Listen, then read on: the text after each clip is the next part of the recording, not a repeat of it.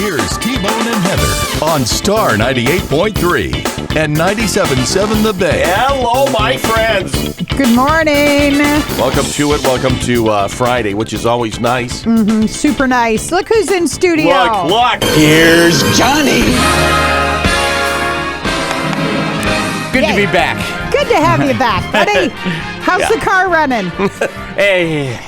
Yeah, right. Stupidest thing I ever bought in my life, I swear. Well, it's cold, and that's what happened last That's time. life, bro. Yeah, That's those what are it just, is. they're just junk. They're just junk. That's all there is to it. They're just junk. They're very expensive junk. Hey, thank you for the suggestion to watch Night of the Seven Kingdoms, because it's really good. It's pretty good, man. It's really good. I was pretty very curious as to how people, because I read the short stories that go along with it. Well, let me not class it up. I read the graphic novels, the comic books that go along with it. Right. And they were really fun. They were really good, but they weren't Game of Thrones proper. They, it wasn't a bunch of nudity and intrigue and decapitations and all this stuff. It was a buddy cop story kind of, or more like a lone wolf and cub type. Right. You got this older guy taking this younger guy under his wing, and I was wondering. I knew it would play well on screen, but I didn't know how shocking it would be for everybody watching it. So it's like it's really makes me happy to see everybody embracing it the way they do, because it's such a good story, and it's so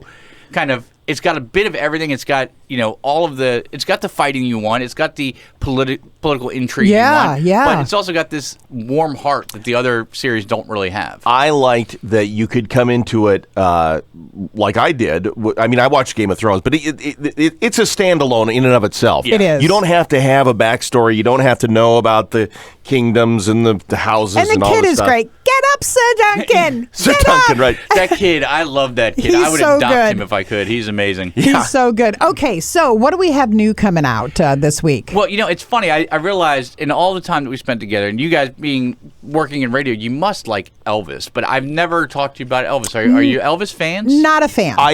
You're not a fan? No. That was definitive. No. She drew a line there, didn't she? No. Why don't you like Elvis? I'm not my generation, and Okay. I just, there's a like couple of Elvis. things, a couple of songs I like, not to but like Elvis. Not a huge fan. But what do they have coming out with him? Well, Elvis has it's called Epic Elvis in Concert. Is coming out. It's another one of these concert films, but it is very, very well done. And it's weird because I remember growing up, Elvis was still really part of the vernacular in the 90s. And then at some point, he had a movie that came out a few years ago, and it's done by the Baz Luhrmann, who did the movie as well. Yeah. But he's taken all this archival footage of him, in Vegas and throughout his career, and for Elvis fans, it's going to be a real treat to go see, because it really cuts together there. It shows it warts and all. It's not all his best performances, so you get to see all of the man as opposed to the highlight reel of it. But this is another one of those kind of neat little turns that you see Hollywood doing to bring more people into the theaters, or back into the theaters, I should say. Right. And Taylor like this, Swift killed it with her concert thing. Well, that was just a monster. She lit the fire. And honestly, I'm surprised we haven't seen more of them since. There was Taylor Swift and then Beyonce. Right. And then there was, the Michael Jackson one was long before Taylor Swift.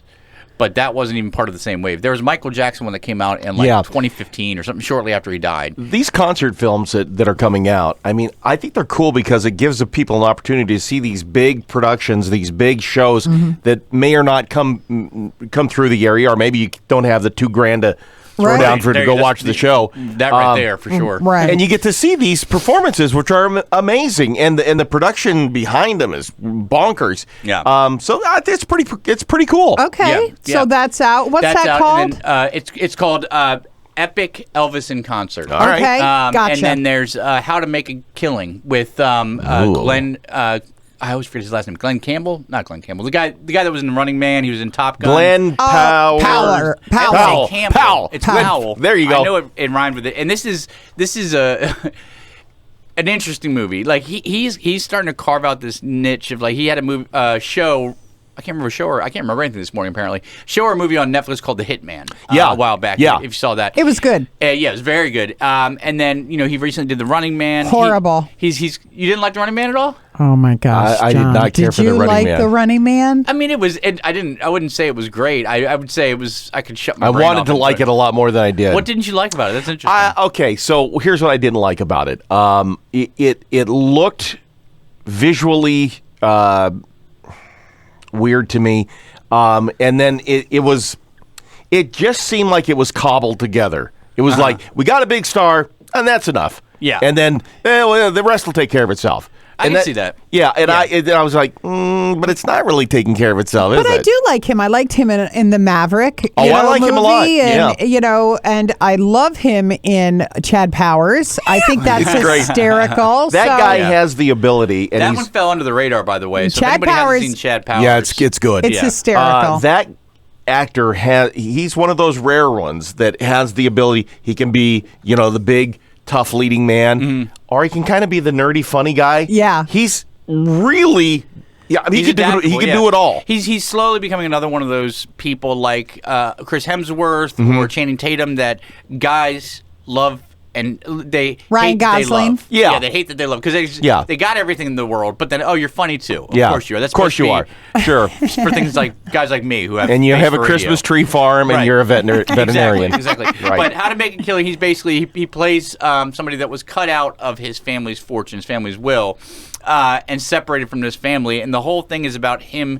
After the patriarch dies, getting back in to get his fortune by whatever means necessary. All right then.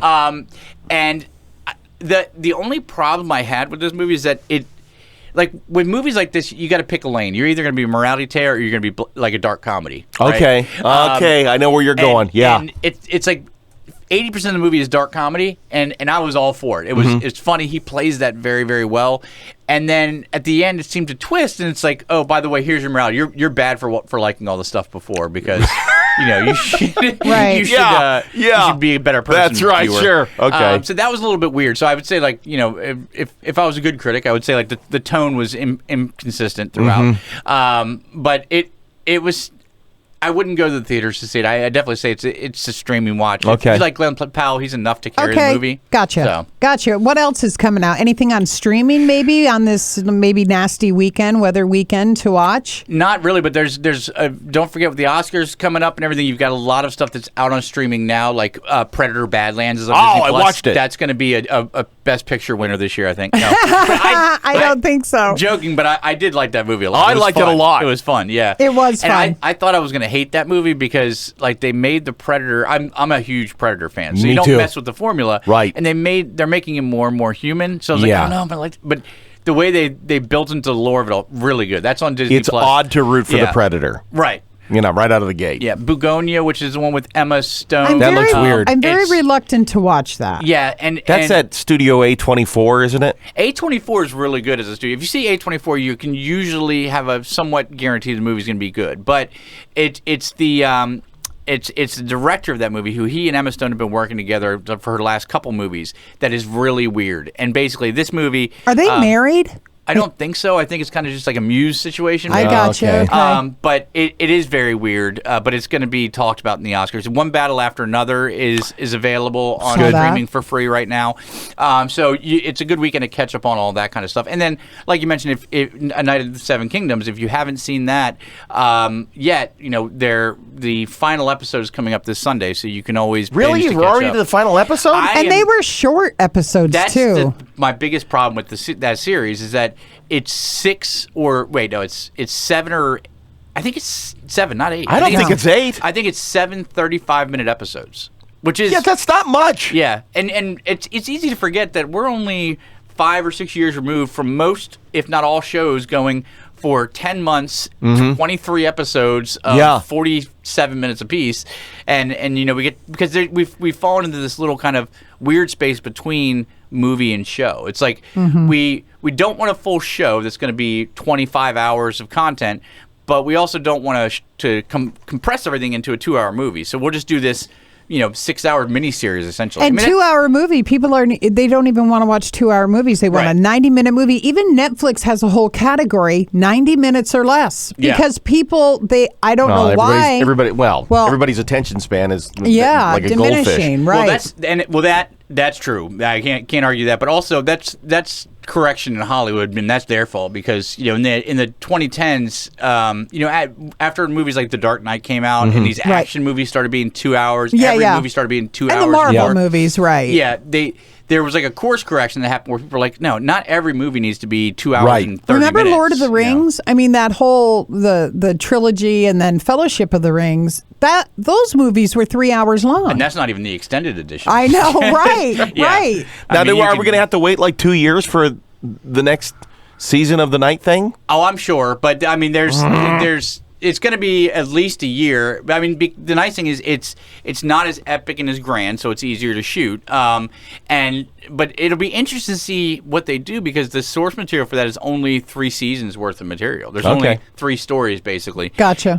But they've committed to at least 5 seasons, and they're talking about running this thing as. I mean, the last episode, which I think was the best episode of the series. I didn't like some of the flashback stuff and everything like that. But regardless, it's the highest rated episode of television ever on things like IMDb. Wow. Which kind of shows you it was a cliffhanger. I mean, you were waiting to see what was going to happen during this epic fight, and then you had to wait a week because they didn't have it on the following weekend because of the Super Bowl, and then everybody was watching last week to see this epic fight. What is going to happen? But the truth is there were 7 epic fights, and they only showed one of them, really.